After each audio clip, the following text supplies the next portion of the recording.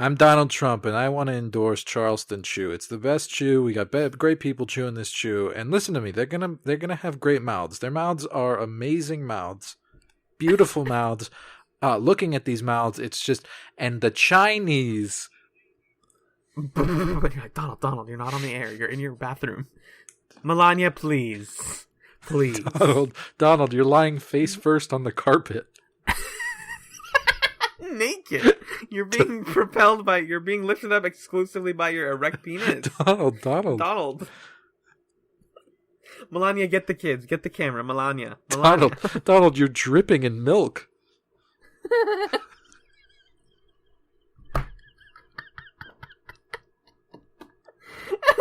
I have a dairy craving, Melania. Please, you need to understand. I need the dairy.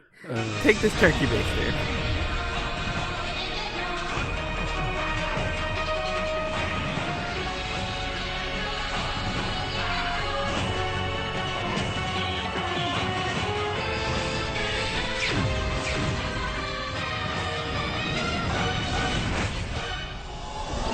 Welcome to ScapeChatz. This is episode 33. I'm Alan, and I'm joined by Kurra Strappa's secret lover, Magellan. Aww. Oh, that's nice. And true. This week we watched season 3, episodes. We got a lot of love for Kurra Strappa. I don't want it to impede to summarizing the episodes, but he's our boy. He's flawless. R.I.P. He's got no faults. This week we watched season 3 episodes. Sorry. Imagine if they did Maybelline ads, but it's just Kurra Strappa. Just hairless, like sunken eyes, and he's like, yeah. I love. And he's like doing those weird things they do in like shampoo commercials where they like kind of bend over weirdly towards the camera and they talk about like how great their life is.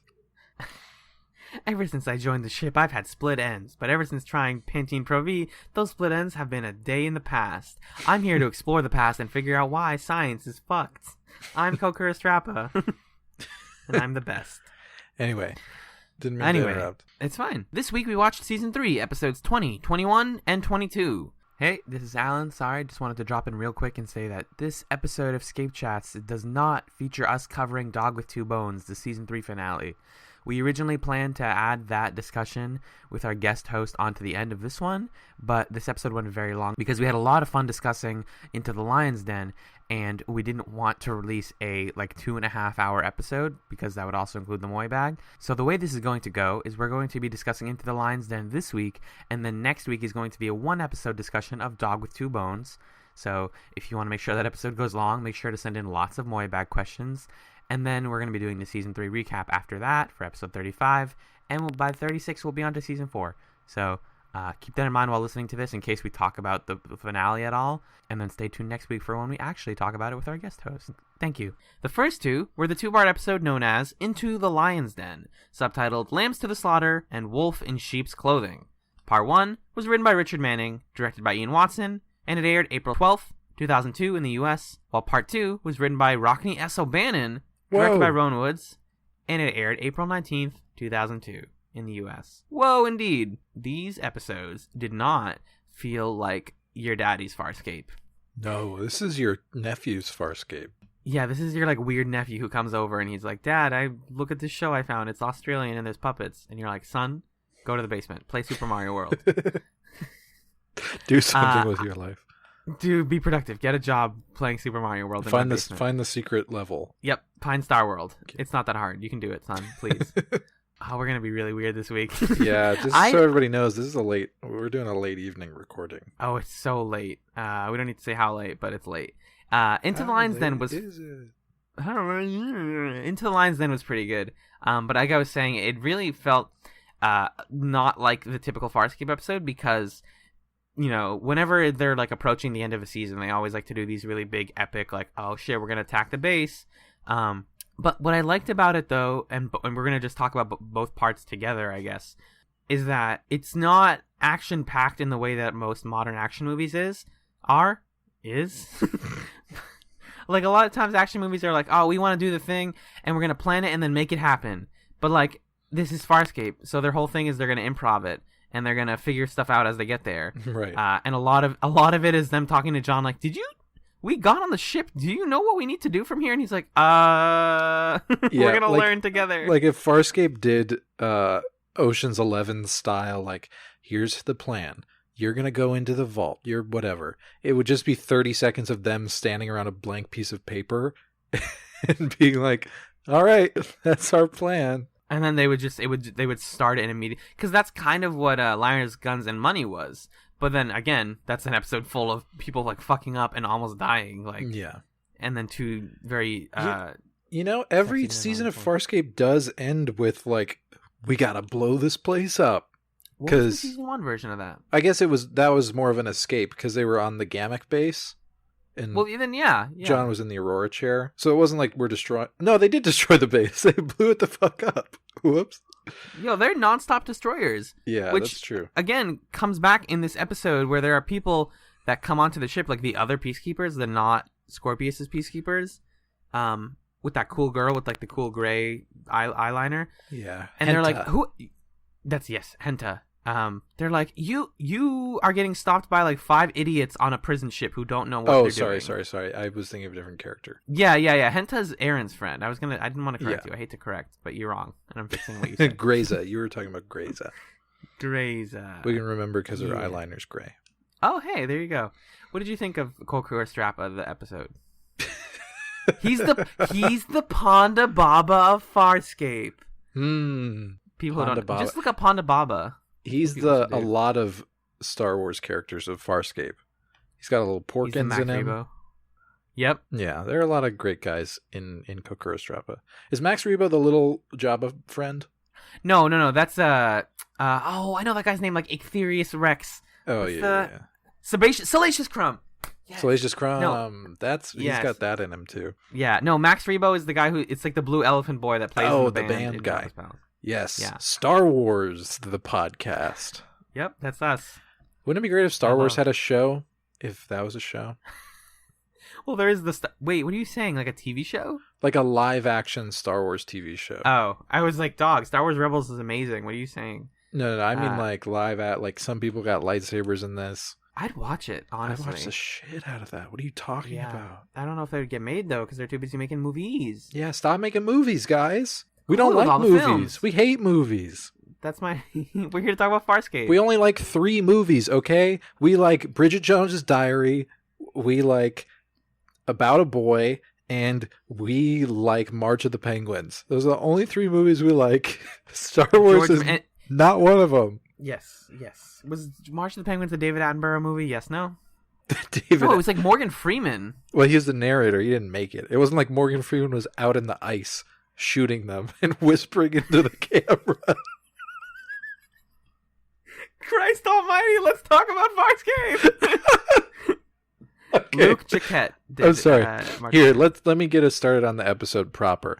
So we start out, jump right into, it's a kind of a dream sequence that John is having with Harvey, where it's black and white war times, hanging out war times. And Harvey is like on our team, no question. He's a cool guy. Okay. Yeah. So I love Harvey. That's going on. Then it's like, okay, pay attention. We're going in there. Rigel and Dargo are there. Everything's cool. We're going to go board the ship with Scorpius. It says here in the Farscape wiki, apparently Jules' hair was red, and she says it's because she was anxious. Her hair changed color based on her emotions. So there you go. Correct. That's a little fun. They get on the carrier, and they're marching up to Scorpius. He's hanging up at the top. John has Aaron like snap his thumb to test the Yench bracelet to make sure that's working. Scorpius is like, ow, that hurt. Why did you do that? Everyone's like, you made his thumb hurt. And you're like, no, chill. That's how it works. Scorpius grants them all full diplomatic rights, immunities, and courtesies while aboard the ship. And all the white people are like, we don't like that. All of us. Okay, this was the episode where I was like, man, this show is all exclusively white people. But on this episode, it makes sense. Because the peacekeepers are like basically Nazis, Aryans, whatever. It's still it's weird. It's squiggy to me. Yeah, it's like everyone's white. One of the peacekeepers in that lineup looks like vice presidential candidate Tim Kaine. Just saying. He's probably that was actually him. So we're here. John and Scorpius get to talking a little bit. Yeah. So that's going on. Apparently, every crew member, as part of this deal, has been promised something to account for the fact that John is sharing his information with Scorpius, and we can talk character by character about what those all are. Then they go into like a little private chamber with Scorpius, and Scorpius is like, John Crichton, I don't trust that you blah blah blah. Like, he doesn't believe that John's just there to defeat the Scarans. Yeah. I didn't. I mean, I knew it. My question was more, I was asking you, I'm like, why the fuck did they let them on? Because even Yu Yench didn't explain that well. It was like, we want to make negotiations so that we can get on the ship, but like, why did that work? Yeah, I mean, looking at it from Scorpius's perspective, he needs John. Like, he has no other option at this point, because he did everything he could with the chip, and as much as he suspects John is trying to double cross him, he can't do anything about it. He can still be cautious and pragmatic, but he has to accept that John's coming to help because he needs it and he wants it so badly. And also, there's probably a slightly arrogant part of Scorpius that's like, finally he sees the right way of things, you know? Yeah. So that, like, playing into Scorpius's hubris about him thinking that like what he's doing is noble and correct, that might also be part of it. I like that read a lot for what it's worth. So that's what's going on. Scorpius is suspicious, but they're there. Crace makes a demand that wasn't part of the deal, where he says that he wants to have all this stuff done for Talon. He wants basically to get the memory wipe taken care of so that Talon is not crazy anymore. Right. And he also asks that a Lieutenant Laurel join him as his sort of scientific specialist because she's the best qualified. Scorpius and Braca are like, I don't know about that. And then Braca's like, all right, let's go. It'll be chill. Perfect, Braca. Scorpius asks John if he wants to get refreshments in the officers' lounge. And John's like, no, I'm here to work. We're getting to a thing that I think this happened primarily in the first episode. The Mist Room is something I want to ask you about. This is just like okay, because in between all of these like big things happening, every once in a while the crew like will gather in the Mist Room, which is like it's a healing room where they put. I thought the idea was like Talon was in there while they keep Talon in like waiting for healing purposes, and then they're gonna fix him up and send him out to go. So they have this mist that's permeating through the room, and then immediately Aaron's like, hey, by the way, this mist blocks communications. And it's like, you spent so much time making sure these people couldn't fuck you over. Like, you make them wear the bracelets and everything, and yet you have a room on your ship that's designed as a it's like a Death Star thing. It's like, oh yeah, we can just talk here, and no one will hear us. Kind of ridiculous. Why the fuck do you have that on your ship? I mean, they need that room for healing purposes, but yeah, why would you let everybody go into it? Keep it like a 2-person at a time thing or something. Yeah. Part of the pretense that for the reason they're there is that Dargo gets those rings removed from his neck, which, what were those? Were those like they were put in him to chain him up? I thought, I got excited because I thought they were saying like, oh, these weren't meant to be removed. And then there was like skin on them, but I thought they were like the rings that are holding his beard together. So I thought he was going to like shake them out and then just have like beautiful locks coming out like, finally. But no, yeah, they were like something in his neck that was basically like a holding collar. I never understood the purpose of that. I would love if people could tell us that, or if we are just dum-dums and we missed it. I think it was a holdover from being a prisoner. That's my guess. Okay, yeah, because he also says later, like, I was a prisoner for 6 years or something. 7 cycles, 8 cycles, Krykles.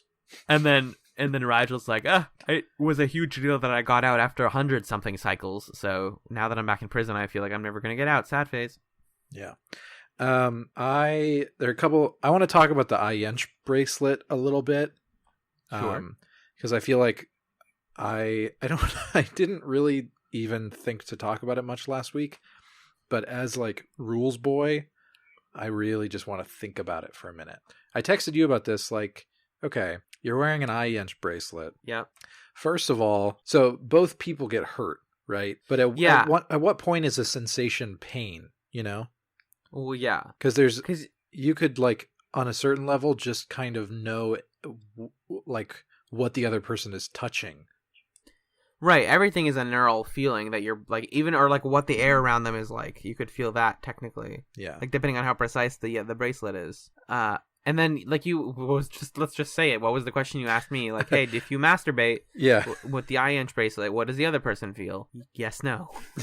and then you said that was tantamount to sex, which that makes sense. Yeah, But the then other it's person is just a feeling the same world of- sensation of being sexed. Mm-hmm.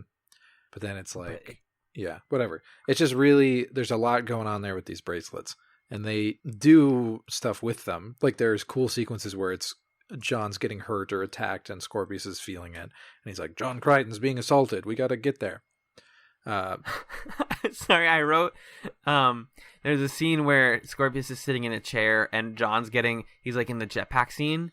And he's getting like choked out or something, and Scorpius is sitting there getting choked out, and I just saw Braca standing over him, and Braca in his head is going, I did not expect it to go this way. I expected the choking to happen to me in a bedroom with rope. But alas, my fantasies were not meant to occur the way that, I planned. Yeah. Strappa wants, not Strappa. Strappa, yes. Braca wants to fuck Scorpius. He must. Like badly. He must. Yeah. So those are the bracelets. Let's see. Other coolest thing about the bracelets is how you turn them off. Everybody gets the other person's off code. Yeah, that's cool. And John's off code is 911, that's pretty fun. Yeah. Okay, so let's talk about the officers' lounge. Everything that's going on in the officers' lounge. The lunchroom drama. Yeah, so everyone's in this like cafeteria. Yep. And it's kind of like they walk in and there's a record scratch. Everybody looks at them like, you're not a white person. You're aliens. We have a problem. Those stupid Luxons. We have a problem with you guys. And then there's like dudes whispering. It's kind of like in Pleasantville when the like old men in the town are like, oh, things are going really bad. Blah, blah, blah. And they decide to do something about it. I haven't seen Pleasantville since you showed it to me like 5 years ago. It's a fun one. It's a fun little film. Anyway, so there's some officers that are not too happy at all with these prisoners being on their ship, just hanging out. And they're openly hostile, which Scorpius is not a fan of, but there you go. Braca throws Crace into some quarters. Sorry, were you going to say something about the... I was just going to say that I liked one of the things I liked about the hostile officers, I can't put those words together. It's late. Is that they were like hostile and racist, but the thing I didn't like was that the way that they were racist to Luxons felt very, very lazy. Just like, they like have ugly noses and they smell bad, and you're like, you're just doing white people racism, like cartoonish old man racism. Yeah, right. That's what you're doing there. And then Dargo, of course, is like, well, that's cool that y'all feel that way. But then what I liked was that Aaron saw those people, and she didn't like see a popular girls' table and be like, wow, that reminds me of my childhood. She saw the old men assholes like drinking and being shitty, and she was like, that's what my childhood was like. Yeah, right. I remember being shitty with my girlfriends. Yeah, because Jewel was like, oh, it must have sucked to be raised here. And then she looked and she was like, no, it wasn't that bad. It was kind of Unfortunately, nice. It was dope. But yeah, so that's going on. Then Aaron sees her friend. What was her name? Henta. Yeah, Officer Yal Henta. And Yal Henta's like, you're back. Oh, I love you so much. And then Aaron's like, I love you too. Hey, you want to get a drink? And then Yal Henta gets like mean and throws a drink in her face. Yeah, that was where I was like, lunchroom drama. I only drink with peacekeepers. Chiana tries to like come on to some of the officer dudes in a way that I was like, why? It's her default state when she's in an uncomfortable situation is to assert her sexual dominance. Yeah, I guess that makes sense. That was the best way I saw that. Yeah, and they're mean. They call her a tralk.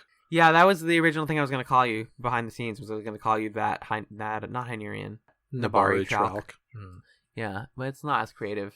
But that scene was immediately followed by one of the weirdest, most Farscape-ass, like, bizarre what the fuck scenes, which was, I think this was close to after that. Mm-hmm. But one of the two, like, douchey guys that were sitting at the cafeteria table were like, oh, you still got that thing you got from the war a while ago? And he's like, oh, yeah. That was a little bit later. Oh, okay. We'll get to that. But yeah, oh my God, that part was amazing. I loved it. Yeah. So let's talk. I want to talk briefly about Braca brings Crace to his room, his little like small dorm room area. And Crace has this great line where he calls Braca a consummate peacekeeper. It's like, ooh, Yeah. Yeah. What does consummate mean? I'm dumb. Like ideal. You're the platonic ideal of a peacekeeper. I looked up, first of all, consummate peacekeeper on Google, and Braca came up. Oh, he's so happy. He's got it on lock. Yes, he does. And he's perfect. And I wasn't sure if that was an insult or not because I didn't know what consummate meant, but now I do. And yeah, I mean, I'm I very think happy the for the point that Crace is from, like the point from Crace is that it kind of sounds complimentary. If Crace had said it in his old life, it would have been a compliment, but now it's not a compliment. Oh, I see. Because it's like, yeah, you're perfect for this terrible, awful role. Right. You're a supplicant. You're the best at a bad person. job. Yeah. I think basically what he's saying is like, you're very good at following orders. Right. Which is true. Which we've seen. Then Crace gets visited by a lady. Oh, yeah. Other short-haired lady. Oh, this might be I got the later. two of them mixed up constantly. Yeah, I'm kind of rearranging scenes in this episode a little bit, so I hope that's okay. At a certain point, Crace gets visited by this lady, Lieutenant Laurel. Yep. Who, like, as soon as she walks into the room, hold on, I want to find the lines here because it's just hilarious. She comes into the room, and Crace is like, Lieutenant. She's like, Captain. And they're very official. But then, what does she say? Oh, so then she says that Scorpius drew her feelings for Crace out of her memories with the Aurora chair. She said that even though you left without a word, I never changed my feelings for you. It's like, whoa, okay, here we go. Wow.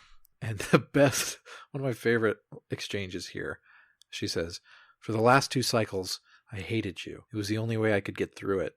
And then Crace says, it's as I expected. Everyone who knew me would be coerced into spying. And then she says, I don't hate you. And then Crace says, I don't hate you either. And they just make out. Just smooch. I don't hate you either. It's a very peacekeeper way of declaring love. It's like, I don't want to murder you. Really? That's amazing. Yeah. So that scene, I liked a lot. It felt very play-like and just like, oh, you're perfect. I missed you so much. I knew we could be together. And then as soon as I realized that she was lying to him, I'm like, oh, that actually all makes a lot of good sense. Mm-hmm. That it felt like she was playing into his weaknesses. Right. She lying. She doesn't like him. Yeah, girl lying. So then we also have Strappa's like setting John up. Our boy Strappa, here he is. Strappa. He gives John a little computer for him to work on wormhole stuff and play like Icy Tower. Yep. He's got all of the bonus characters downloaded. Yeah. And John, well, first of all, they talk about Linfer and how she was liquefied. And that was a fun little callback. Yeah, it turns out Strappa was like in love with her, which we find out later, or just really liked her, I guess. And John gets mad that he's using a baby boy computer and smashes it. He's like, I don't want to play with the big toys. I want to play Counter-Strike. What's the line? He's like, you give me the big stuff or I'm out. Big boy toys, I think. Yeah, so I think he does say big boy toys. You either give me the big toys or you send me home. That's the line. Yeah. And then at another point, he's like, he does like a similar aphorism or a similar whatever saying where he's like, you either open the bag or call me a cab. Yeah, fellas, open the bag or call me the cab. I cannot work blind. And you're like, cool it, excuse John. me? Just speak English. So then they show him the cool stuff and he starts to work. Beep, beep, beep. Then he meets up with Aaron. Okay, so this is the scene where Dargo's getting the stuff taken out of his neck. He's getting the rings removed from his body. He's talking to Aaron and he's like, well, I thought I could just like put all their files into the recycle bin, but I couldn't figure out their computers. So this is what I'm talking about. It's just like you had no plan. Like you got into the mainframe. Yeah. His plan was I'll delete everything. Like they have no backups. They don't use Google Drive. They don't use anything. If I hit the delete key, if I can find the delete key on this weird keyboard, what is it called? What's the not QWERTY keyboard? The other one that people use? Dvorak? That's the one. Yeah, Dvorak. Yeah. If I can find the delete on this Dvorak keyboard, then we can get out of here and bounce. Because that'll work and be fine.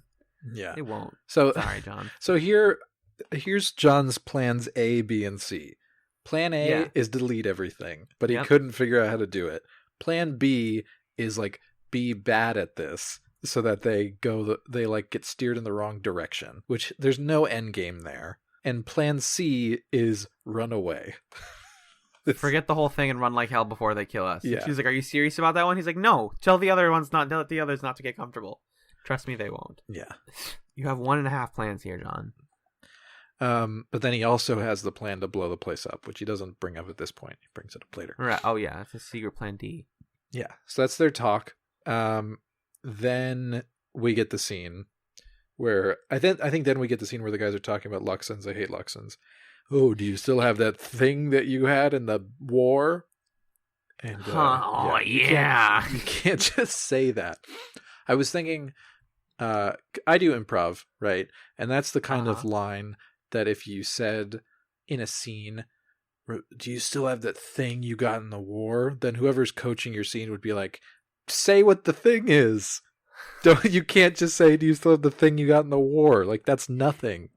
Right. It doesn't make any sense in a like trying to establish what's going on context, but because it's TV and they want the surprise of the cut to happen, it has to like not be said there but showed later. Which is like, I think someone read the words show don't tell and they misunderstood what that meant. Like so many TV writers don't. I'm glad that happened because seeing the thing, we'll just talk about it. This guy had a buzzsaw arm. He had to take off his shirt and strap on a buzzsaw arm. I wish the Kurra Strappa a buzzsaw. I wish how that had went is the guy was like, do you still have that thing they gave you in the war? And then he reaches under the table PTSD. And pulls he reaches under the table and pulls it out from under the table. And he's like, you better believe I do. Fring. Ka-ching.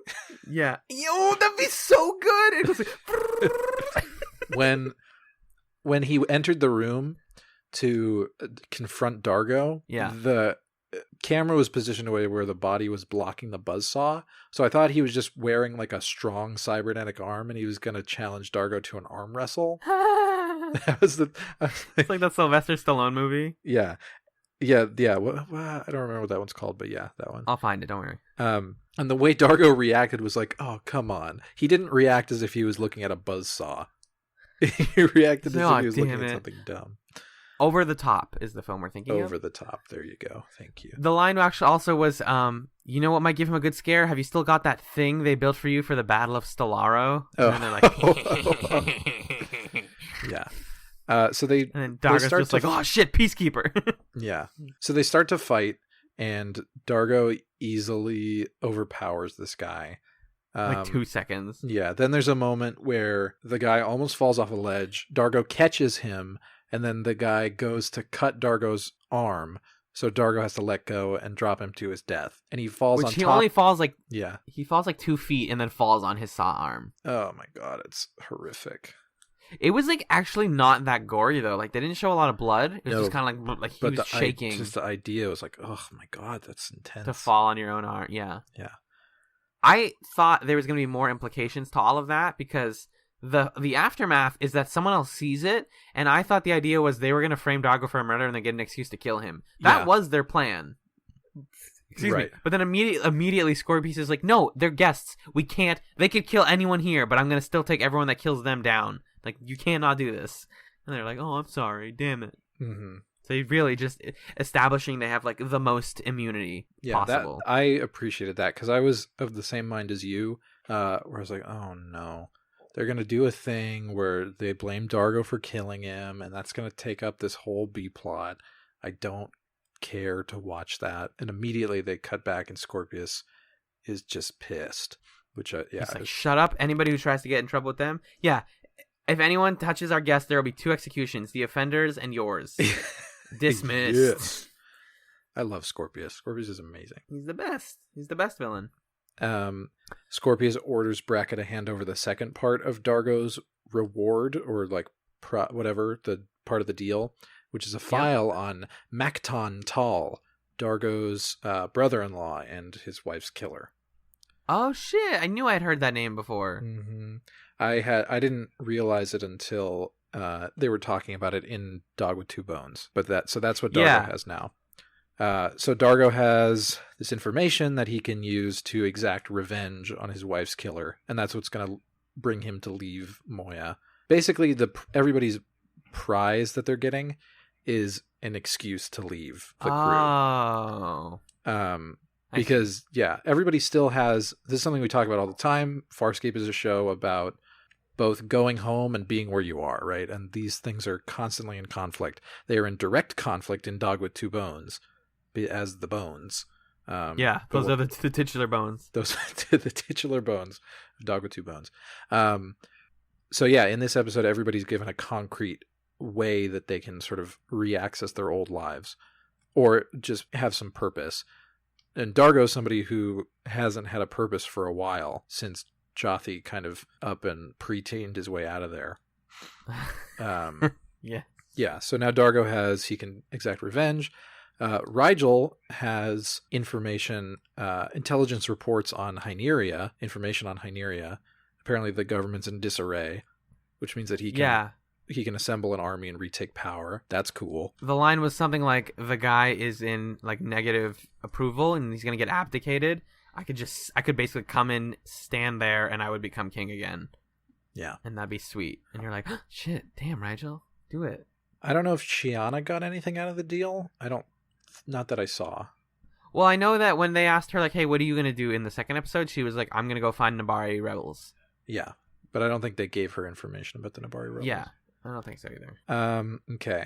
So then we have... This is when the Lorel scene happens. Then we have Strappa and John are talking about wormhole stuff, and about we get the other lady. You get the what's her face? She comes in a moment, I think. I don't know if she's here yet. Scorpius is mad at John, telling him to work faster, but saying that maybe subconsciously he's holding back. At this point, he's consciously holding back, as a matter of fact. But also maybe he's subconsciously being forced to go forward. His brain is doing it whether or not he wants to, because then like later he's like sleeping and he's having a dream, and then he wakes up, and then Strappa, our boy, is like, hey, you're writing on your arm. You have all the answers on your arm. They're all there. Give me that tasty arm. Strappa kind of looks like, you know how in The Phantom Menace they have that dumb scene where it's like there's always a bigger fish? He kind of looks like the middle fish. Look at... I know exactly what you're talking about.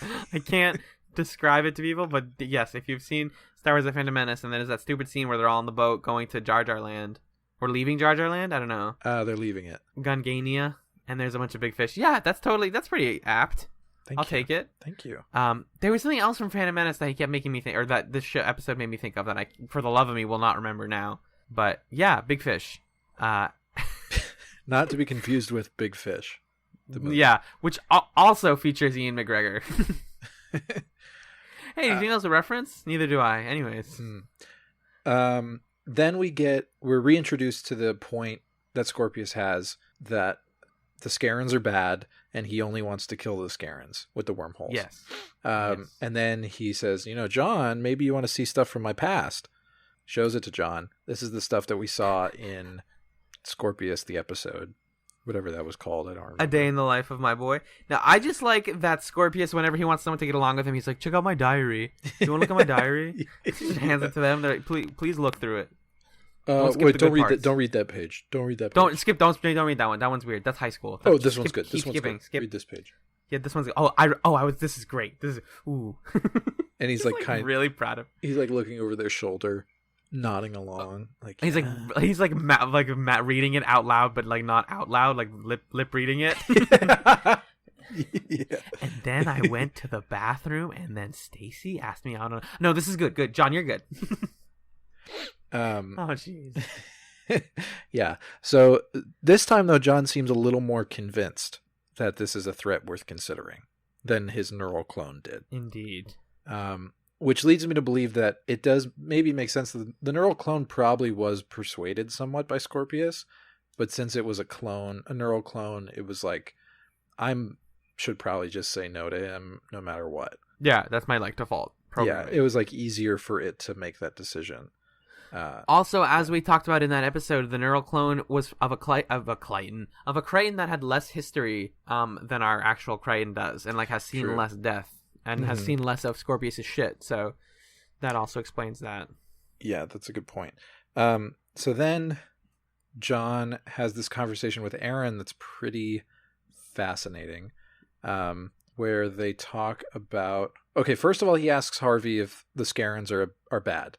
And Harvey jumps through these logical hoops to justify that his answer is objective before he gives his answer, saying that like he doesn't have any stake in the quest for vengeance anymore because he's not Scorpius, but he agrees with Scorpius. They're bad guys. They're going to endanger everybody. I share his intellect, but not his passions nor his fears. Yes, my assessment would be more objective than his, and I concur with him. The Scarens pose a threat to all our species. Right. Cheer up, John. Scorpius has shown his biography to very few. He must be trusting you now. Yo, he's got a sick diary, and you got to read all of it. Don't forget the back pages where he put pictures. So John is starting to worry about this kind of stuff. He talks to Aaron after that, and he's saying that... Hold on, let me find the part. Scorpio thinks that Scarens are public enemy number one. They want to wipe out all the lesser species. Is that true? She says, that's what we were taught. And what if the Peacekeepers never develop wormhole tech? What if that's the only way to keep the Scarens at bay? And then Aaron makes the good point, which is kind of like the beginning of the stuff that's going to start happening in Season 4, which is we'll have to find another way to repel the Scarens. But that's not your problem. Mm-hmm. Right. You know? So the argument there is Scorpius is really making two assumptions. One, the Scarens are bad, bad, bad. Two, the only way to stop them is wormholes. And she's like, they probably are bad, bad, bad, but they can probably find another way to stop them. And Scorpius is there's blinded. Definitely some other way to do it. Yeah. And then there's... When is this exchange? Oh, maybe it's not this scene. So they have this scene later where they're talking again, John and Aaron. They're in the medical bay sauna for another... The script literally says, Aaron and John have repaired to the sauna in the medical bay for another chat. It just keeps happening. So John is even more... This is after he is writing the stuff on his hand, I think. Right. Aaron's like, so you'll be able to steer Scorpius onto the wrong path? And John says, yeah, I can screw up his research for years to come. Aaron says, why aren't you happy about that? Because I'm not 100% sure it's the right thing to do. And then there's this great exchange where Aaron says, the other John gave up his life to stop the Scarens from getting this information. And then John says, I know, but it's my shift now. He didn't know what we know. He didn't get Scorpius' backstory. He didn't see Scorpio put his ass on the line for us. This is after Scorpius defies Grayza, which we can talk about in a moment. Yeah. But that's crazy to think about, that he's dishonoring the memory of a dead him. Yeah. You know what I think though is like when you're talking about the memory of another person, like you don't know what they were thinking internally when they made the decisions that they made in life, and so you can kind of like romanticize how they thought. And be like, oh, they clearly had good intentions about everything they did. But like when it's you can be like, oh, I was wrong, and I made a mistake, or I like made a decision that is no longer accurate based on the information that we have. I can say with full faith that I would have made this decision had I known these things, which I think is what John is doing. But then it's still weird to consider, especially because later Aaron is like, I saw you die. You don't get to tell me you're alive. This is still not okay with me. Mm-hmm. Yeah, really fast. I saw an idealized version of you die. It's crazy. It's Farscape. It's wild. We also see Aaron talk to Henta briefly, explaining why she didn't come back. There's this great line where Henta's mad at Aaron. Aaron's like, I couldn't come back. Henta says, but then Crace was dismissed, because the reason Aaron had to leave is that Crace deemed her contaminated by contact with a human. Right, which was the events of Premiere. Yeah. And then Henta's like, well, then he was sent away. You could have come back. And Aaron's like, no, I couldn't have come back. Or I didn't want to. By that point, she didn't want to. And then Henta says, then you are a traitor. And Aaron dismissively says, well, technically I'm a deserter. It's a very, very Aaron Son line. I love that. I think that was one of my favorites from the episode. Well, the best part about that is the way that it ends, where she says, can you tell me why? Like, or why are you a deserter? And Aaron goes, well, if you really want to know. And she's like, gonna do her whole backstory, and then the PA system like interrupts them. You're like, oh shit, we almost got... That's like Fez saying his name on That 70s Show. Like, we're not gonna get to hear Aaron's full story out of her mouth, because something will always interrupt us. Mm-hmm. So then Grayza shows up. And Grayza! She's like kind of a cool... She's kind of got like a Maleficent dress going on without the very head, silky. the head thing. She's there with a Luxon ambassador, who does not sound like Dargo, and it's so bizarre. And he looks like if Dargo stopped going to the gym because he doesn't have the shoulder pads. Yeah, he's just like a skinny Dargo. Was that another guy? Was that another actor? Yeah, it was another guy. That's awesome. What's the character's name? Ambassador Core Tosco. Ambassador Core Tosco. That's where I buy all of my bulk items, is from Tosco. I have a membership card and everything. Core Tosco's kind of useless. He's basically just there for them to be like, hey, we can totally talk to the Scarens. Like, peace is possible. And they're like, no, shut up. Come on, you dumb dummy. Mm-hmm. Peace isn't possible. Right. And Scorpius's point is we can't delay conflict by looking strong. We have to be strong. That's his side of it. Right. But she's trying to shut him down because they're trying to find peace. She's also upset that they're escaped prisoners that he's harboring. They have a little standoff. John busts in, holds a gun at everybody, including her. And then she's like, hey, don't do that. Right. Scorpius tells her to leave. She does leave, but she gives a comm to the guy, the white bad guy. She puts it behind she puts it into his like collar. Yeah. Like the least subtle little slip into the collar thing ever. Yeah. Then she kind of talks to him. They're like teenagers with their cell phones secretly in their rooms late at night.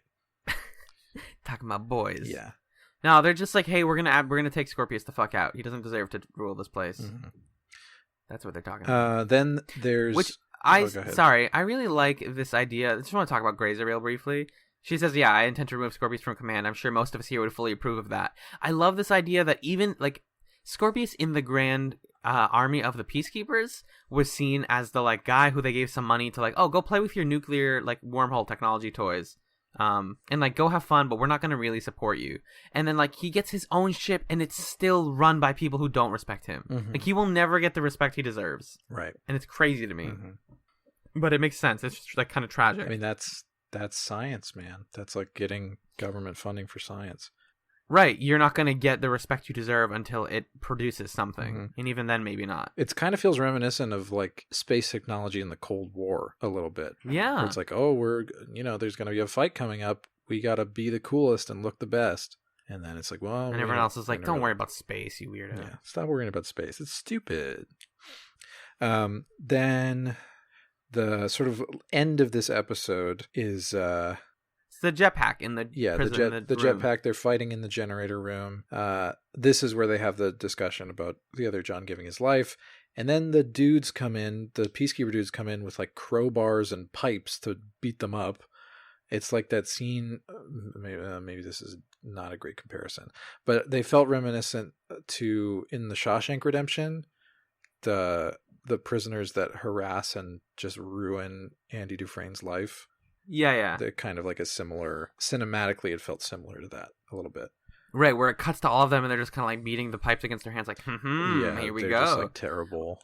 Well, what's clever is folks. What's clever is the reason that they have to do that is because someone says, there's two cops originally that stop John and Aaron, and one of them pulls a gun on them and the other one's don't shoot plasma guns in here. Pulse rifles or whatever. Mm-hmm. And she shoots it and it slows down and it's like a little orb, you see the shot, and then it bounces backwards. Yeah. Because Paul's stuff can't travel here, and it bounces backwards and blows her up, and you're like, oh fuck. Mm-hmm. So that's why they need to have melee weapons. Yeah. It's cool justification for all of that. So then they dissolve everybody, they melt them all. John gets safe, then he goes and confronts Scorpius. Scorpius is pissed. Right. He wanted to be nice to John, but now he's like, okay, listen, I figured out where Earth is. I will destroy it. It only takes 60 cycles to get there. If you fuck me, I'm going to keep you alive long enough to witness your homeworld's destruction. And that's how the episode ends. Yeah. Whoopsie. Uh-oh. Oh, shit. Yeah, that's... that. I wish that scene was mixed better, because it's just Scorpius quietly whispering into Crichton, I'm going to kill Earth. I'm going to blow it all up. And you're like, one more time, sir? But it was really... That was powerful. Mm-hmm. Anyway. Because you don't think... Oh. You don't think about you don't think about Earth as a thing they could viably destroy. But that's what these episodes have entirely worked to serve doing is, hey, you need to know that we could totally get rid of Earth if we wanted to. Mm-hmm. It's not that hard. it's defenseless. One might even say. Right. But it also, as a show, allows us to put John in a position where he's making bigger moves as a character without making him look like he's compromising with Scorpius. You know what I mean? Right. Because now he's in a position where it's like Scorpius's terms are non-negotiable. So as a protagonist, he can destroy a lot and we're cool with it, or he can cooperate with Scorpius and we're cool with it. Right, exactly. Yeah. I'm going to go ahead and read the background information for this episode. You want that? Please do. Wait, do you want to do it? Oh, could I? Yeah. Oh, this is exciting. We're going to skip the first one because that's the non-appearance. This is from the Farscape Encyclopedia Project, by the way, folks. Rebecca Riggs makes her first appearance as Commandant Melee on Greyza. Riggs was a big fan of science fiction growing up and loved Blake's 7. Greyza shares several traits with Cervalon from Blake's 7, and they kind of like talk about that show. I've never heard of Blake's 7. It's probably good. There's a lot of weird sci-fi shows I've never even heard of. Dave Elsey's original concept for Greyza would have costumed her more like Judi Dench's portrayal of Queen Elizabeth I in Shakespeare in Love. When Riggs was cast, the sleeker look was adopted instead. I liked her look a lot. I haven't seen Shakespeare in Love. I know people hate that movie. But hey, yeah, maybe Shakespeare was in love all along. The scene in which Moya's crew walks through the assembled soldiers on the command carrier's flight deck was a deliberate recreation by Ian Watson of the award scene at the end of Star Wars Episode 4, A New Hope. That's so cool. Yeah, it's kind of like, because it's a reverse of that scene. Like, instead of it being like, hey, you're here for your reward, it's like, we're here and we're terrified because everyone here is against us. Yeah. I appreciated that. The music during the World War II scenes included a reference to When Johnny Comes Marching Home, which is a song I've definitely heard of, but I cannot remember for the life of me how it goes.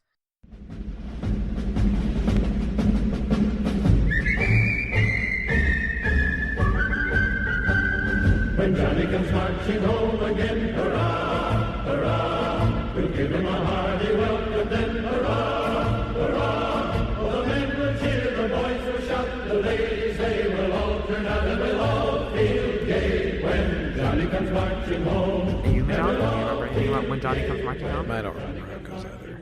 I just know that you probably play it with a fife. I love a good fife song. The scenes inside the ship's park were filmed at Sydney's Centennial Park. A strong morning mist gave rise to Claudia Black commenting about the, quote, surreal atmosphere. I did like that you can have an outdoor set as long as you say, oh, we're in an artificial environment. Yeah. Like, you can just film in a park because you said, like, hey, we're still on a ship though. Just trust me. Mm-hmm.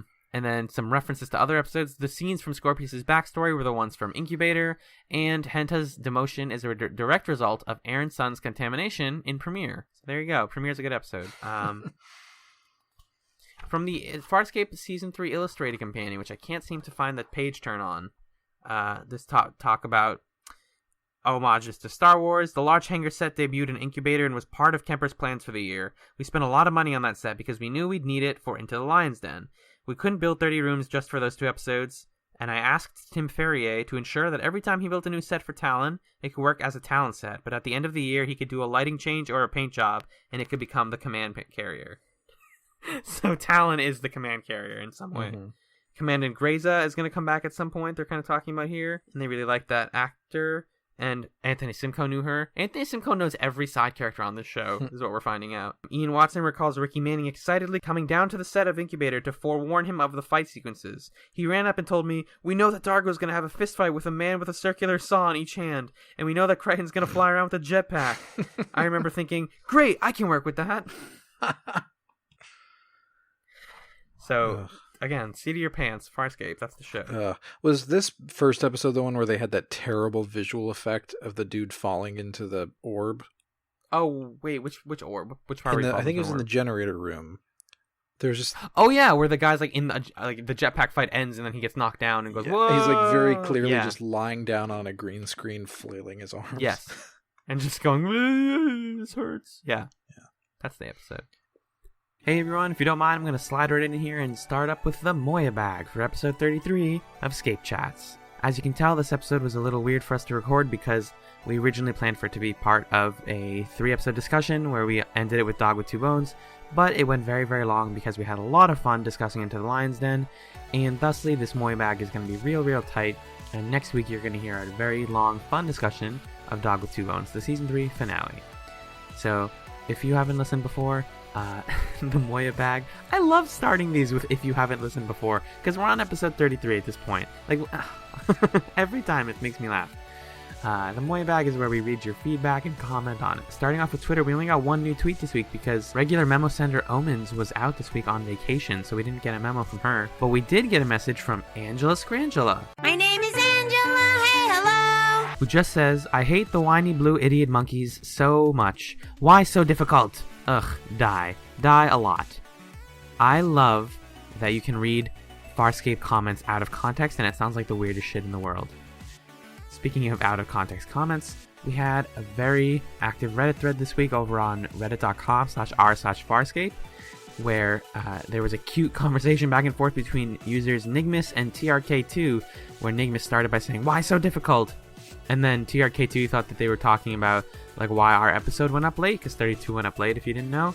And then they're back and forth being like, no, it's a reference. Oh, I'm sorry. Oh, I'm sorry. And you're both just cute. And then Nigmus ended it responding to me saying, why joke so difficult? Actually, as memorable as that line is, my favorite line from the episode is the exchange between Scorpy and Buckwheat where they discuss Rigel's decision to casually blast Scorpius. How did you know I was wearing body armor? I didn't, but if you weren't, not so bad for me either way. Classic Rigel. The kind of classic Rigel that I don't think gets enough credit. I agree, and I really sincerely hope that Season 4 shows us our first Rigel exclusive episode. Or just like an awesome backstory thing for him.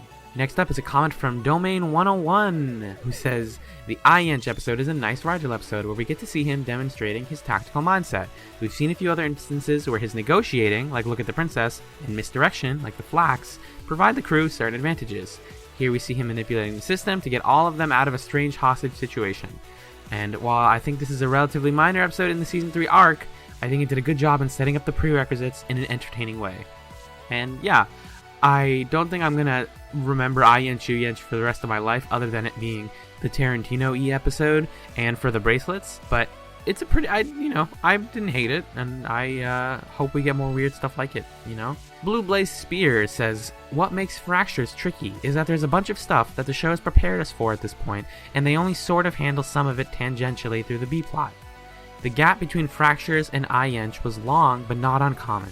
It became standard for the Sci-Fi Channel to take a break between the rest of the season and the last 4 episodes of each season.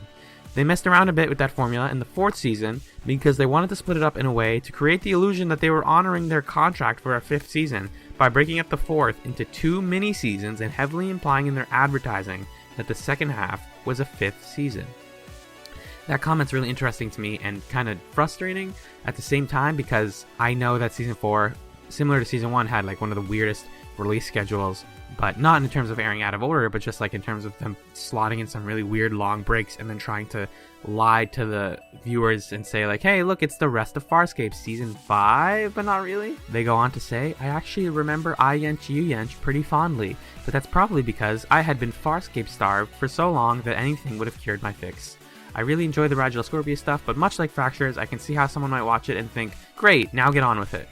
I knew someone would want to join the podcast for Into the Lion's Den because it's just whoa. What a great set of episodes. They wrap everything up so well, and you're like, there's one more episode this season, and then we get to Dog with Two Bones, and a lot more people are like, WTF?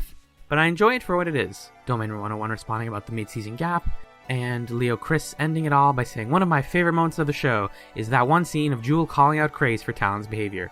Even though Craze didn't order Talon to shoot the ship, I like that she is outraged by what just happened, and that the very deep moral implications of this act aren't ignored, as they may often be on other shows.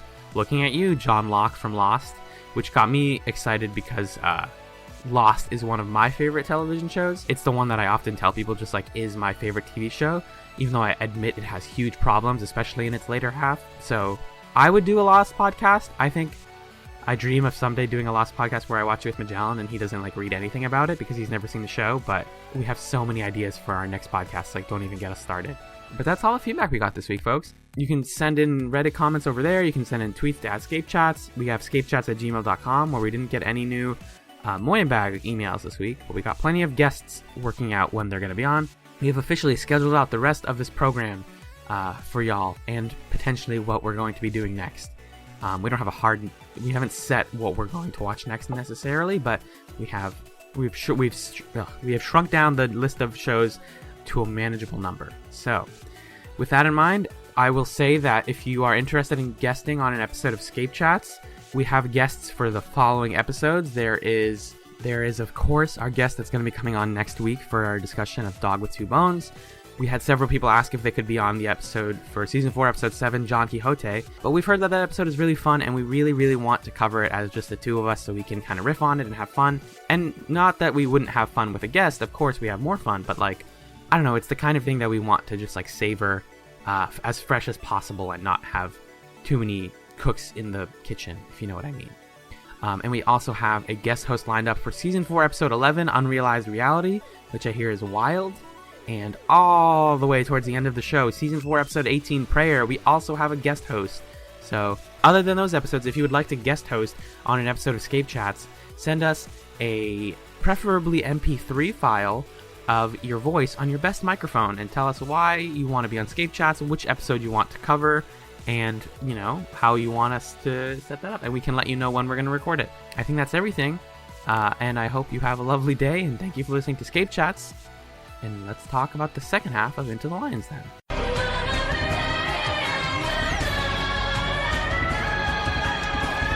So that's part 1. Let's talk about part 2, though. Let's do it. Yeah. Do you want to do... How do we want to do the plot rundown of part 2? Because a lot happens. Like, plot-wise, a shit ton happens. But I feel like this episode progressed a lot faster. Yeah, I think we can just take it at hyperspeed here. Yeah. Just the important stuff. Okay, so this episode basically starts... John busts in to talk to everybody else and says, okay, the game has totally changed. We gotta blow this place up. Yes. Here we go. And then Chiana smiles, and I laughed so hard at that. Because it's supposed to be this really serious, like, well, our only plan left is we gotta blow up the command carrier. And she's like, yay! She's like so excited for destruction. Recalling the fact that, let's not forget, in season 1, she murdered someone and burned them alive on the Gamut base. Oh, so, yeah, that's right. Yeah, that definitely happened. That's right. Chiana will kill a peacekeeper. Somebody else got burned alive in this one. Yes, that's true. Very true. Yeah, very true. R.I.P. Okay, so we got to destroy the ship. Here we go. All of Scorpius's data is here, blah, blah, blah. Aaron says, well, okay, there are 50,000 people on here, though. Not all of them are awful. Yeah. John says, they'll figure it out. They'll get off. So, yeah, there's just something fascinating going on there where obviously this is not the same magnitude, but Scorpius is like, I don't care about your species. I'll kill them all. And John's like, I'll blow up this whole ship. Billions of people is more than 50,000, but still, when you're working at that magnitude, it's kind of... The point is that they're both willing to take out a lot of people from the other side. Yeah. They're like innocent people. Working at a very high level of warfare with one another for this like personal. It's like it's very Cold War. Like it's very like button on the or finger on the button. Yeah, mutually assured destruction. That's the one. Thank you. So John is like, we're gonna blow it up, and then people are like, how? And he's like, I don't know. We'll figure it out. We'll throw talent at it. Yeah. So then, and then Rigel gets pretty serious and says, listen, I've seen how bad wormhole weapons are, and I'll do whatever I can to stop it. Like, very grave and dire, which is cool. Yeah, serious Rigel is how you know things are serious. Then, let's see. Okay, then... Oh, God. Go ahead. I did a word find for wormhole on this transcript, and I found 41 instances of it in episode 2. So that didn't help me. Then Braca brings Crace into Scorpius's command room.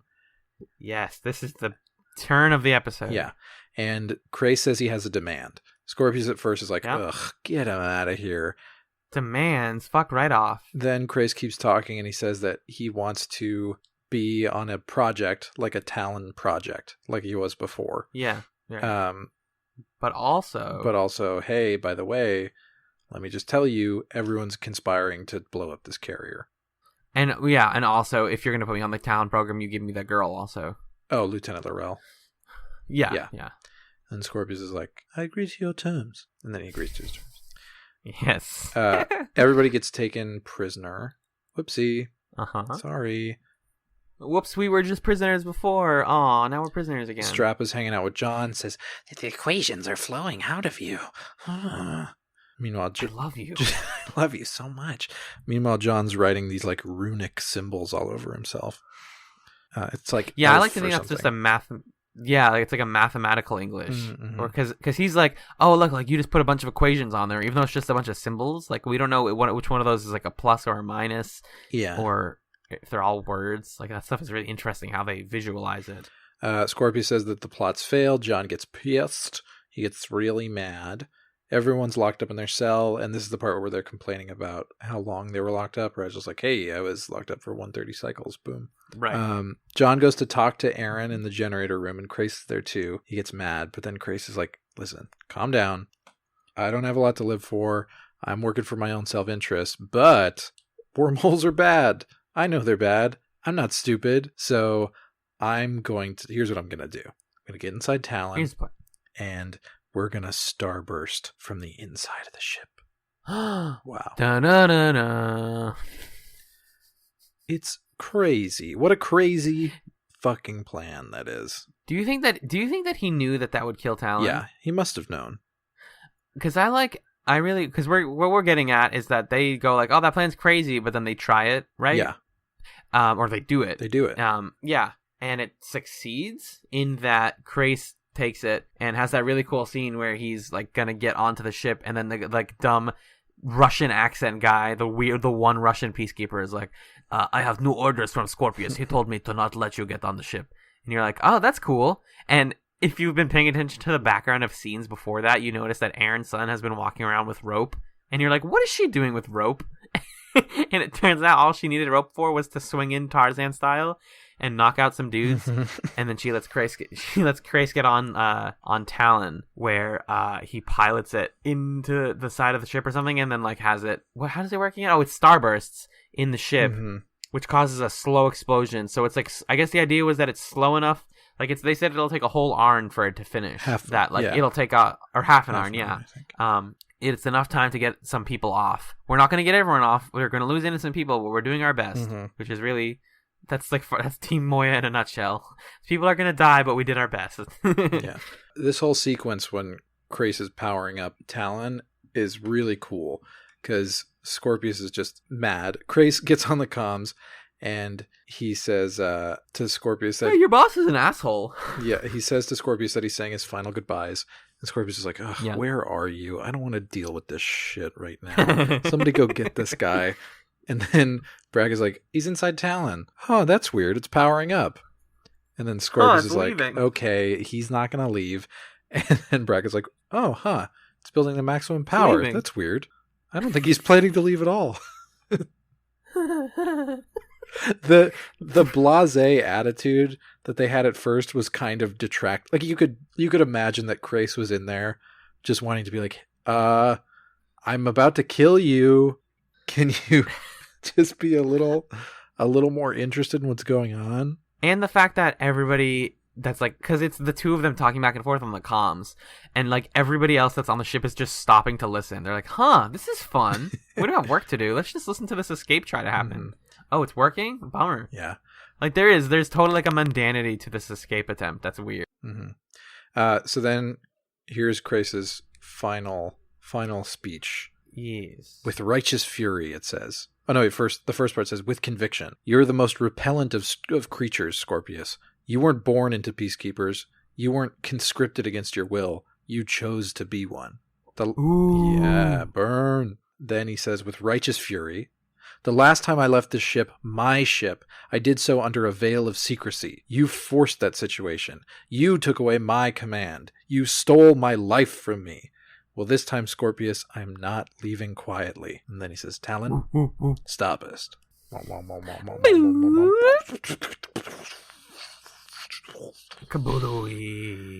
There you go. There's our big boy's big death.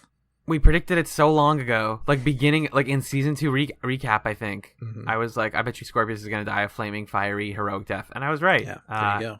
And I don't know if it's predictable. It's more just like this was supposed to happen. Yeah. Well, however it was gonna happen, this was supposed to happen. It feels predictable in a way where like there is no other option. Yeah. Like predictable is a negative thing that you say when it's like, oh, you picked the obvious thing. You could have been more creative, but you weren't. But there isn't another thing. Krace has to die this way. So, Right. yeah. It felt nice in the sense that it fit, but also every moment of his character was building to this in such a way where it was not necessarily surprising. And I think it's also good because Talon got to die in the way that he deserved. Mm-hmm. Like, that's the cool thing that we learned about ships is that, like, they have the concept of a heroic death still, even as being, spaceships. And so they're like, oh, we're all sad because Talon's our little boy and we saw him be born and grow up and all that stuff. But he has been acting out lately, and he did need to have a heroic death to die happily. So I guess this is fine. So they come out of it not like they're all sad. Like, clearly in the next episode, they're all like, man, it sucks that Talon's dead. But they don't really talk about Krace being dead as a bummer. No, they don't. I don't know.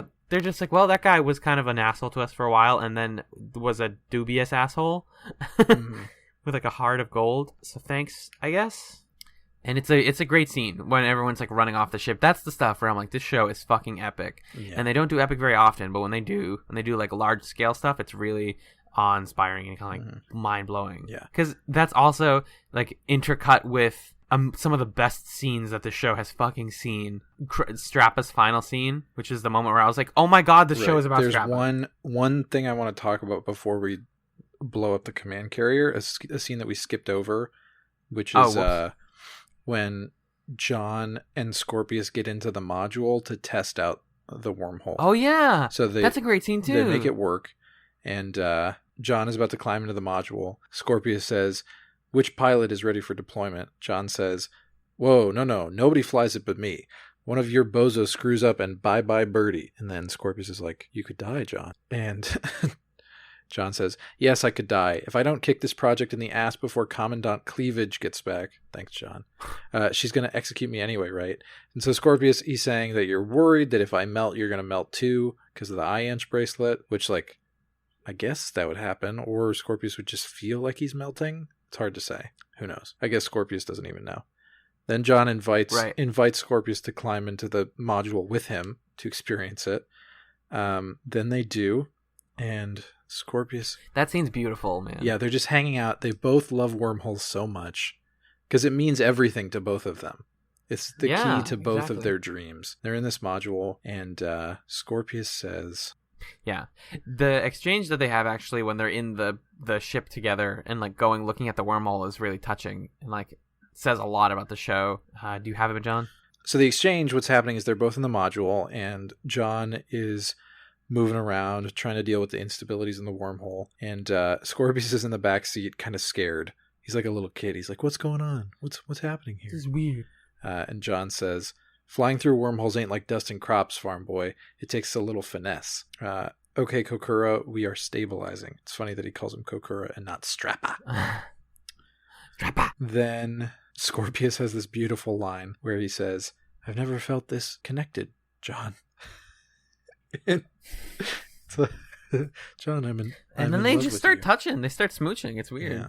But that's the wormhole. What an amazing moment where they're both like working completely against each other. Protagonist and antagonist. They despise each other, but also they want the exact same thing. They're impressed and fascinated by the exact same thing. And they can share this moment of beauty and legitimate connection and fascination while still being completely at odds. It's a wonderful character dynamic.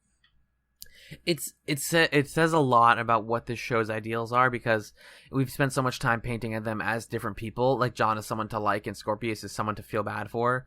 And then you put them both in the same place and you're like, oh shit, like this was the convergence of everything they wanted. Like they're if you would like to review them as like two celestial bodies that were passing parallel to each other, this is their one collision point. Yeah.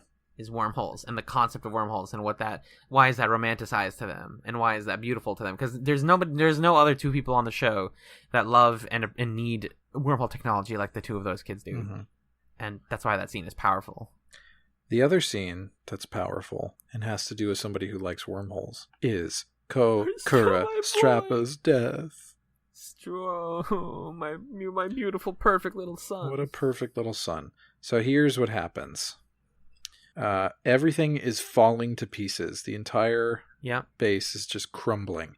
People are running around screaming. Things are exploding. Our folks in the prison area are like, "What is going on? We're so scared." Do you want to do a reading of this where I play John and you play Strappa? I would love nothing more. Yeah, it's so basically like everything is blowing up, and they're like, well, they come to the realization that there's only 2 people left who have the wormhole technology, and both of them are in this room. Uh-oh. And here's the scene. We're in the wormhole research lab where Strappa is working feverishly, and John comes up to him and goes, "We have to go. No, I must save our data. This ship is dead. The wormhole experiment is over, Kurra. It's for the best." You had something to do with this, but you wanted this too. More than you knew. To stabilize a wormhole, to tame it, to tame its power would have been the greatest scientific discovery anyone could imagine. And then it like blows up, and then yeah, and then you get knocked over, and then I'm like, it is not just science. It is never just science. It's a weapon, it kills, and I will not let the peacekeepers have it. Do you understand me? Yes, I understand. But you still have the knowledge in your mind. Then I'll have to be very, very careful. Can you get to an escape pod? Commander, other than you, there is one receptacle which holds significant data pertaining to wormhole research. If he lives, Scorpius will find me, force me to tell him what I know. Damn, what are we gonna do about that? Only one thing to do. And then they look at each other, and he's like, he goes to the Aurora chair. The Aurora chair will erase all wormhole knowledge from my mind. Yeah, but Kurra, the chair won't wipe what I know, and if it could, I don't know that I could do what you're doing. You're a brave man. And then, yeah, you don't even see what happens next. Like, will you see, actually, you see him get strapped in and then, like, freak out? Mm-hmm. And he's like, ah, and then presumably he gets blown up with, does he get blown up with the, no, he gets out. Does he? Is the idea that, because it's like, I thought they were saying, like, we're going to kill you because that's the only way to get rid of the information in you. But if we take the information out of your head, then you can leave and be fine. I mean, this is his last appearance. True. I think it's actually supposed to be up in the air. Yeah, then. his fate is unknown. Like, maybe he got out, maybe... maybe our beautiful boy made it. Maybe he didn't. But the point is, he doesn't have the wormhole info anymore. And he just wanted to make science happen. He just wanted to be a scientist. Mm-hmm. But he does, but yeah, he makes this great choice of, you know what, Scorpius shouldn't have this. Like, Linfer was right. This is really dangerous. This could cause a lot of trouble. My love, Linfer. My love, Linfer. There's something weird that happens a lot in science fiction, where science fiction is very anti-scientific progress. That's a great point. It kind of goes both ways. Like, there's stories that do both, but it seems like a good amount of science fiction is meant to say, has science gone too far? Yeah. Well, especially because a lot of this season 3 plot has been like clearly cribbing from the whole like nuclear debate that was happening in the Cold War. Very much so. And so that whole thing is like, we tried doing this, it was a good idea. Shit, it was the worst idea we've ever come up with. We should have never worked on this. Mm-hmm. And like, that's wormhole technology. So this is just that parallel where even the person who worked on it and dedicated his whole life to making it happen was like, well, damn it, I created a weapon.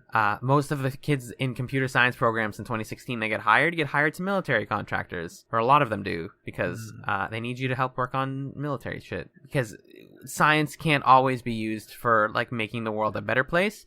And sometimes what making it a better place is complicated. Right. So that's kind of the like point. Thesis of all of this. Yeah. Because for Scorpius, yeah, working on a wormhole technology means destroying the Scarans and letting the Peacekeepers take over. But that's not good if you don't like the Peacekeepers or if you don't like Scorpius. So it's always in the morally gray area. But I do agree that a lot of sci-fi like shows us what people who are like futurists are into, and then goes like, no, but that's bad. Mm-hmm. Like, maybe we shouldn't do all of that. Yeah, it's just something to think about. It is, and like I was making this point to you, and I was only slightly joking that I think Strappa's death affected me emotionally more than Crace's did. Mm-hmm. There's more because I like Crace. Yeah, I like Crace a lot, but I don't want him to. I'm sorry. I love Crace. I love his beautiful ponytail, but Strappa's a character that I didn't even know that I liked, and I was surprised at how affected I was by his art. Yeah, I think what it comes down to is Crace is and has always been this histrionic Greek huge figure. His acting is over the top. He's incredibly dramatic, and he has this classical arc of my brother died, I'm seeking revenge. I'm looking for redemption. So such an old school fundamental arc. You've seen it a million times because it's effective and it still matters no matter what. But it's not necessarily easy to like sympathize or empathize with that and access it because you're so familiar with it. Whereas Strappa, it's still a character that we've seen before, the kind of misguided scientist who only wanted to, like, he just loves science. But there's something just charming about how a small character, a character who like you thought was just a slug man, but it turns out that he like has he cares about stuff. Like, he has stuff that really matters to him, and it gets paid off. It's kind of like it feels like when they were the Shadow Depository, when they were raiding the Shadow Depository, and then the frogman who could breathe fire, but he couldn't breathe fire. The Sheyang? Yeah, the Sheyang got a noble hero's death. Right. And it's like, that was really affecting that guy that we've known for an episode got to die in a cool way. There's something about the small characters getting those moments that works. And it's a mark of Farscape being such a show that's really great and really takes care of character above all else, that it makes sure that these people have a rounded arc, that they have something to do. Right. Yeah. And they have something to do, and their life has some meaning to what we have to come and learn from the show. Right. So shout out to Danny Adcock for playing an amazing character in Kurra Strappa. Yeah, bye Strappa. You are the best of us. You are who we always wish we could be, and I love you. But this episode isn't done yet because, the ship is still blowing up. Yeah, we got to get out of here. So they start to get out of here. Aaron runs into her friend, and her friend's pissed. Ooh, that part's nasty. Her friend's real mad. Like, I'm going to shoot you, and then something pop, pop, pop, and she starts melting. She gets toasted, like, instantly. Yeah, she looks like Anakin Skywalker in Revenge of the Sith. Yeah, exactly. Yes. Do you want to know something cool, by the way? Yeah. A little fun little piece of trivia. Danny Adcock, who played Kurra Strappa, you know who else he played? What? Motherfucking Troutix, the villain from Crackers Don't Matter. Oh my god! The guy with no eyes that looked like a weird Asian stereotype. Nice. And then you were like, that's a antidepressant for dogs. Troutix. Troutix. Yeah, it's our boy. Nice. Yeah, and then the girl gets toasted, and Scorpius is on the Titanic. What an amazing shot. Oh my god. Oh my god, that was so cool. You know what? Because I was watching that, and my first instinct was like, how the fuck is there water on a spaceship? And then I was like, shut up. This scene is amazing. I don't care why there's water on a spaceship. Because it is exactly like if you have seen James Cameron's Titanic, like the moment where the captain goes down with his ship. Yeah. And he's just like, well, I'm looking around. This is all of my work. This is my whole life's work. Everything is fine. Just like a deep breath. It's pretty quiet. Like there isn't a lot of music during that scene. Mm-hmm. People are running around screaming, and he's just kind of like, huh, fuck. And he's accepted it. And the framing is like tilted in this way where the shot otherwise is beautifully composed, and then it's tilted in a way where you just feel like uncomfortable, and there's something wrong about this. Like there's a heroism in the stance and in his stability, but the off-kilterness of it drives home that he's this twisted character. Yeah. So there's just a lot going on with this silent, really precisely done shot that I loved. I loved it. That's the kind of shot I was telling you that makes a lot of this worth it. Because like this was a Rockney script, mostly because characters died and it's a big plot episode. But like Rowan Woods directing, fucking fantastic, and whoever worked on the camera, like if that is the house style, because Rowan Woods is one person that we've always said like he's kind of the house style. Then the house style is dope as fuck. Yeah. Because he also did The Choice, which was another beautifully shot episode. Right. If that episode was anything. But yeah, I just that scene is gonna stick with me. And then it immediately goes to John is there also, and he's got the arm bracelet, and he's like, "Are we gonna fight anymore? Can we just stop? Yeah. This exchange is great. John says, "Looks like our partnership is over." Scorpio says, "John Crichton. Commander John Crichton. Generations will know that name. Because of you, Very soon now, the Scarens will destroy us. It's like, well, fuck. John says, one evil at a time. That's the best I can do. Tell me, Gandhi, you still going after Earth? Scorpio says, to what purpose? Vengeance against you? The only vengeance I cared about is no longer within my grasp. And then they give each other the codes to take off their bracelets. John says, we were close, which is a great line. Yeah. And then Scorpio says, I may not be getting off this ship. And then he just walks away. He totally got off that ship. Yeah, but it's of still course really, he did. The fact that he didn't know though, or the fact that he was just like, I might not. Mhm. Honestly, it works. It lands 100% in the moment. Because it's that acceptance. It's like the most perfect Scorpius way to go down is to like know that you're about to get killed and just kind of like stand and wait around for it to happen. Yeah. Because he's always been defined as the character who was like way too in control for anyone that's good. And for him just to have been told like, you are not, and like in front of all of his people, like, hey, the Peacekeeper Party you isn't real. You joined and you are not real like us. To be told like the good half of you is false. And you're like, well. Yeah, I don't know that I would read what Crace was saying as that though. I don't think he was saying that he's what do you mean? Not legit. I think he was saying that Scorpius is like sick. He's twisted. Oh, okay. Because it's the same thing of like calling Braca a consummate peacekeeper. That being a peacekeeper is not a good thing. Oh, okay. It's a bad. Yeah, bad that works. thing. Yeah. But yeah, that patience, that undying patience, Scorpius just accepts his fate. And then John is like, he kind of likes Scorpius, or he wants to see him be happy, okay, but he's not okay. Right. He dies, or he doesn't die, but he's maybe he dies. Maybe it's up in the air. They get back to Moya. Everybody's talking about like where they're all gonna go. What are you gonna do? I'm gonna join the rebellion. What are you gonna do? And then I don't know. John is hanging out with Aaron, and he's writing equations on himself, and that's the end. Do you think that's a happy ending? No. Good talk. Is it as sad as an episode ending with him going, "I'm fine, Aaron," and then looking in the mirror and it's Scorpius? Like, what's more sad? The fact that now you have all of the knowledge to kill the world in your brain and you can't control it and it's subconscious, or the like fear that there's something else in your head. Like, both of those are different types of existential dread. Yeah, but I think this episode ending is more. That's a part of it, that John's worried that he has all this information, but I don't think he thinks he's going to misuse it. I don't think he's worried about that. I think it's more that he's worried that like he's now the highest value target. I wouldn't even say that. You know I think he's starting to think about what we're going to be talking about in Dog with Two Bones, where it's like, now is the time that we all diverge. And so he's like writing on his arm the equations, which is an open gesture of, I know how to get home now and I'm going to get home, but he's not talking to Aaron about it because there's still this rift between them. Right, which they're going to address. Yeah. Or they do. Whew. All right, you want me to read this background info? Please, Boom, sir. Here we go.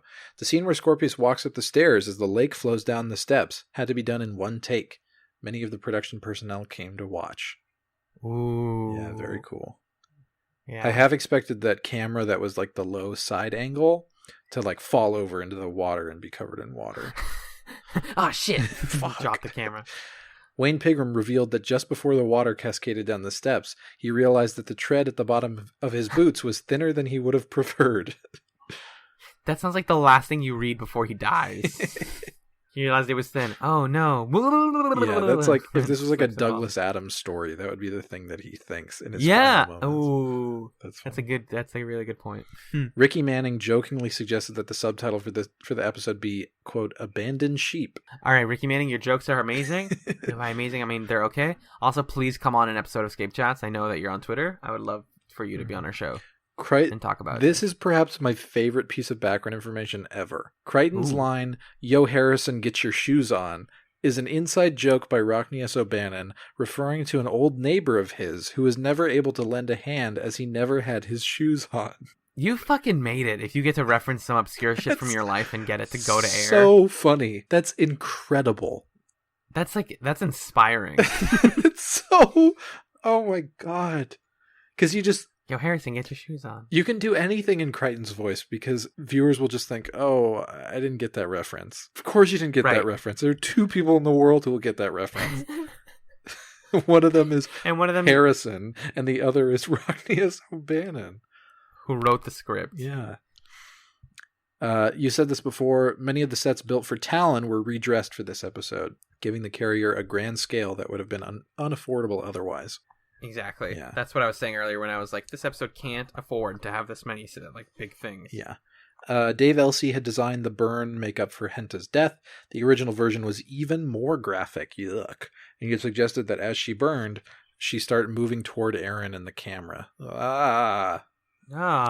Claudia Black and the crew. Unnecessary. Yeah, unnecessary. Claudia Black and the crew placed bets on which direction the statue in the park would fall when it went down. Okay. That's fun on-set trivia. Code for Crichton was 911. Rowan Wood said the other numbers were considered, including 666. Woods considered the episode to be an homage to the war films of the 50s and 60s, including Tora Tora Tora and the Battle of Britain. That's cool. I kind of did feel that vibe. Yeah. Huh. Wait. Huh. One of the deleted scenes from this episode originally had... Okay, this part's great, too. Yeah. One of the deleted scenes from this episode originally had Rigel farting a considerable amount of helium in order to clear the room of peacekeepers, at one point even asking Chiana to pull his finger. All that means to me is that they have a million hours of B-roll of dumb Rigel jokes that they had to cut, and I want all of it. During the initial... Pull my finger. Yeah. During the initial airing of this episode by the BBC, the graphic nature of Henta's burning death was cut considerably. It's unnecessary. Yeah, it is. Just gonna say that again. Aaron acquires a new prowler in this episode, replacing the one that was destroyed in Dichotomy. There we go. That's the background info. Yay. I'm skimming through this thing over here. There's some quotes from Tupu about how he's sad. Stuff about the water skiing. Let's read the last sentence. Let's read the last paragraph to end it strong. This is from David Kemper. I told the producers to make it big, and they apparently listened, because we spent a bunch of money on this episode. By the time you get to the end of the season, everyone's exhausted, and the only way you're going to get something good out of them is to really challenge them. So we did. There were crowds, explosions, loads of CG, a dog... Sorry, that was me. The emotional stuff for Crichton and Aaron, and Crace got his revenge. Poor Scorpius. He never had a chance with both Crichton and Crace working against him. Oh, I can't wait to see. I'm really curious where he comes back. Because, like, what's his new quest? Scorpius? Yeah, that's a good question. I don't know. Like, where does he fit into season 4? Which, I mean, we're going to talk about this when we do the recap and stuff, but, like, I have no idea what season 4 could be. And we have watched the next episode that we're going to be discussing. Yeah. So, who the hell knows? You know, you've watched it. And that is going to do it for episode 33 of ScapeChatz, folks. Like I said, we didn't know that we weren't going to discuss Dog with Two Bones in this episode until we realized how long it was. But stay tuned next week for that. And for now, let's get the Frell out of here.